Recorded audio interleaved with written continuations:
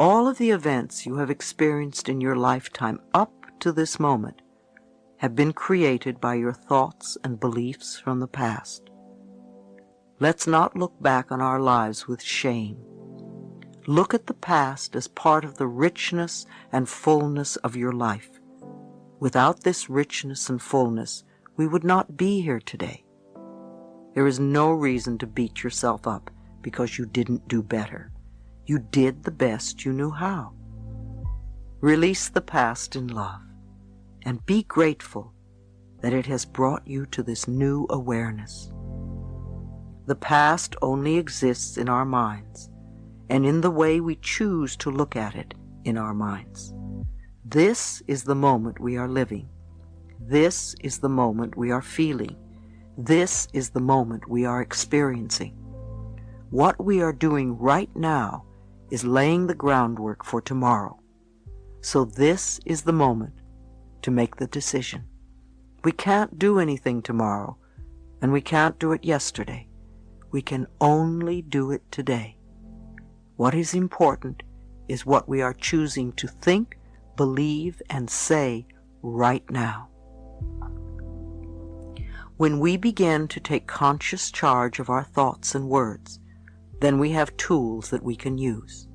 I know this sounds simple, but remember, the point of power is always in the present moment.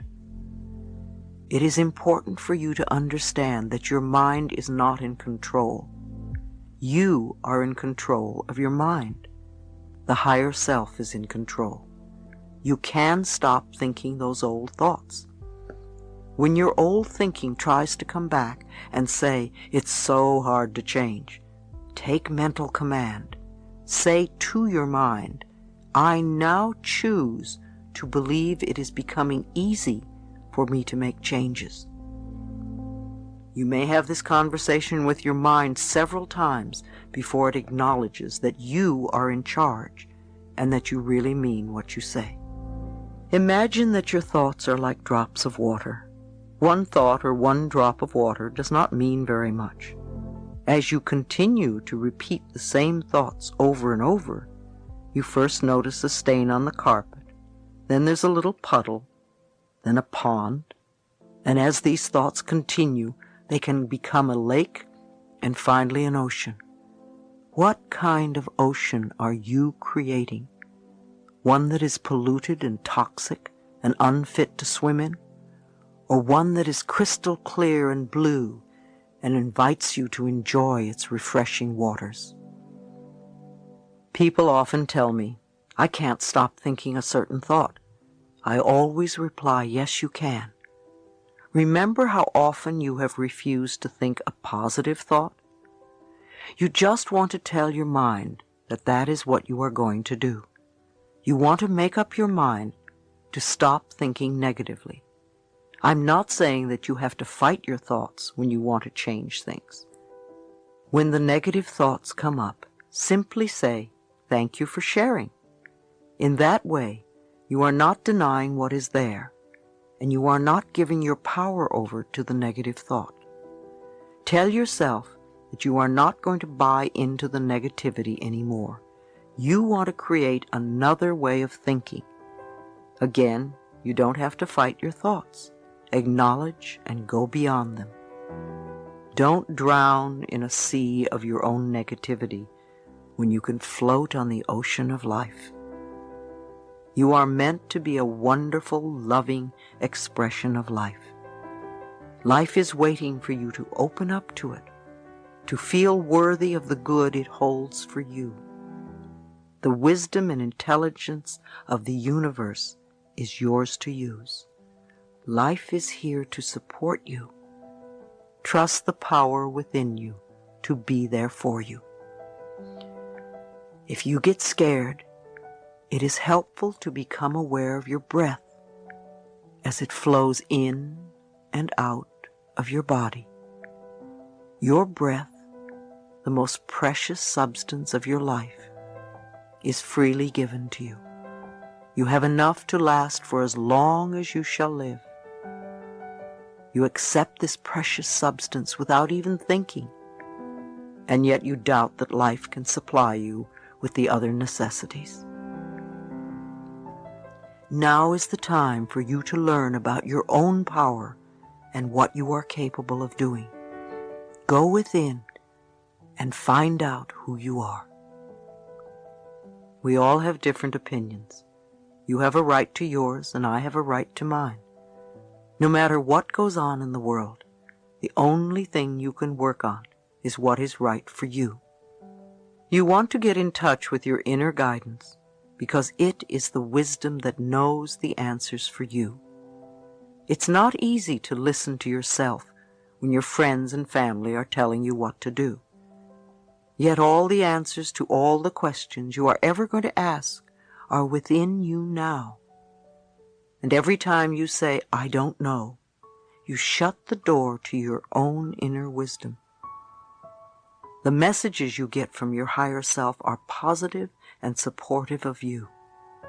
If you start getting negative messages, then you are working from ego and your human mind level, and even perhaps your imagination. Although positive messages often come to us through our imagination and our dreams. Support yourself by making the right choices for you. When in doubt, ask yourself, is this a decision that is loving for me? Is this right for me now? You may make another decision at some later point, a day, a week, or a month later. But ask yourself these questions in each moment. As we learn to love ourselves and trust our higher power, we become co-creators with the infinite spirit of a loving world. Our love for ourselves moves us from being victims to being winners. Our love for ourselves attracts wonderful experiences to us. Have you ever noticed that people who feel good about themselves are naturally attractive? They usually have a quality about them that is just wonderful. They are happy with their lives. Things come to them easily and effortlessly. I learned a long time ago that I am a being of oneness with the presence and power of God. Knowing this, that the wisdom and understanding of Spirit resides within me, and I know that I am, therefore, divinely guided in all my dealings with others. Just as all the stars and planets are in their perfect orbit, I am also in my divine right order.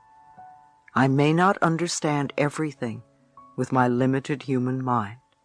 However, on the cosmic level, I know I am in the right place at the right time, doing the right thing. My present experience is a stepping stone to new awareness and new opportunities. Who are you? What did you come here to learn? What did you come here to teach? We all have a unique purpose. We are more than our personalities, our problems, our fears, and our illnesses. We are far more than our bodies. We are all connected with everyone on the planet and with all of life. We are all spirit, light, energy, vibration, and love. And we all have the power to live our lives with purpose and meaning. Chapter 2, Following My Inner Voice. The thoughts we choose to think are the tools that we use to paint the canvas of our lives.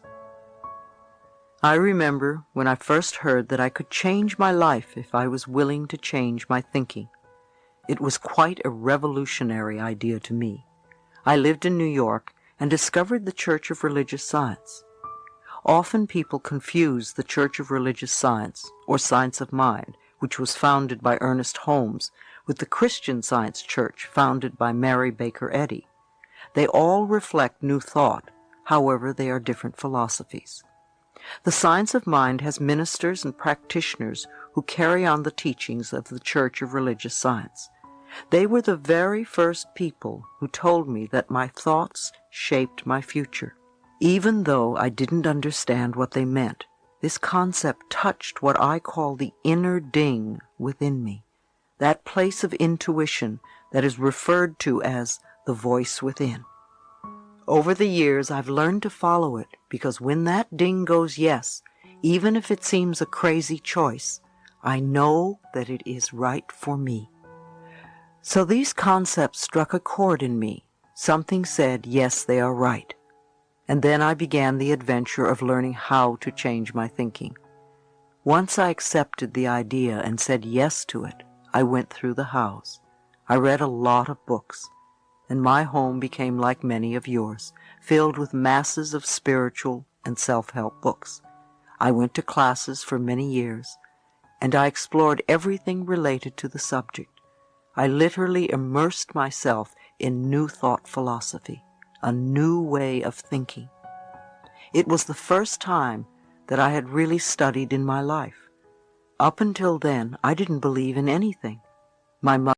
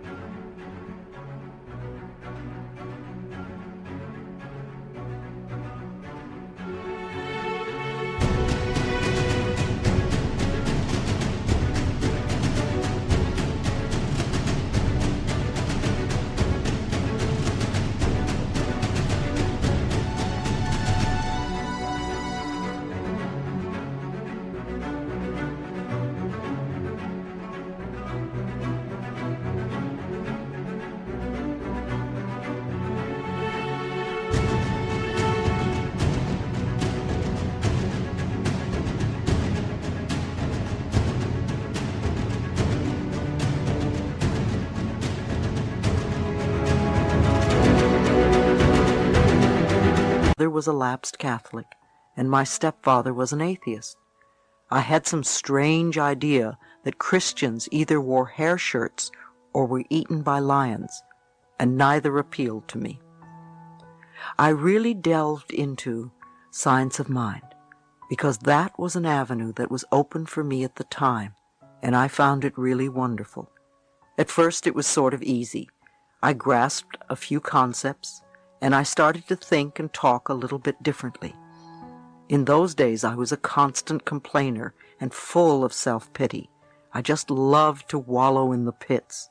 I didn't know that I was continually perpetuating more experiences in which to pity myself. But then again, I didn't know any better in those days. Gradually, I found that I was no longer complaining quite so much. I started to listen to what I said. I became aware of my self-criticism, and I tried to stop it. I began to babble affirmations without quite knowing what they meant. I started with the easy ones, of course, and a few small changes began to take place.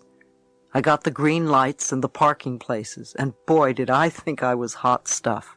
Wow, I thought I knew it all, and I very soon became quite cocky and arrogant and dogmatic in my beliefs. I felt I knew all the answers. In hindsight, it was really my way of feeling safe in this new area. When we start to move away from some of our old rigid beliefs, especially if we've been previously in total control, it can be very scary. It was very frightening for me, so I would grasp onto whatever would make me feel safe. It was a beginning for me, and I still had a long way to go. And I still do. Like most of us, I didn't always find the pathway easy and smooth, because just babbling affirmations didn't work all the time, and I couldn't understand why. I asked myself, what am I doing wrong? See, immediately I blamed myself. Was this one more example of me not being good enough? That was a favorite old belief of mine. At the time, my teacher, Eric Pace, would look at me and refer to the idea of resentment. I didn't have the faintest idea what he was talking about. Resentment? Me? Surely I didn't have any resentments. After all, I was on my pathway,